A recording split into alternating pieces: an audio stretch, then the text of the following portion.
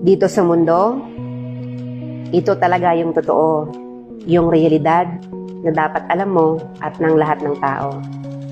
Naparito kang hubad, aalis kang nakahubad. Dumating kang nangihina, lilisan kang mahina.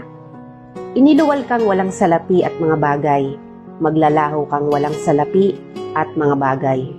Ang una mong paligo, may naghugas sa iyo. Ang huli mong paligo, may maghuhugas sa iyo. Ito ang buhay, kaya bakit labis ang mali siya, ang inggit, ang pagkamuhi, ang galit at pagkamakasarili. Maging mabait sa lahat at gumawa ng kabutihan. May hangganan ng oras natin sa mundo. Huwag sayangin sa walang kabuluhang bagay. Manalangin at higit sa lahat, huwag na huwag nating sasambahin ng pera. Dahil kahit anong dami ng pera mo o ng ari-arian mo, kapag binawi ng Diyos ang buhay mo, iiwan mo rin yan at hindi mo madadala sa iyong pupuntahan. At sa halip, tumulong ka sa kapwa mo, tulad ng pagtulong ng Diyos sa atin nung siya'y nagkatawang tao, matubos lang ang mga kasalanan natin.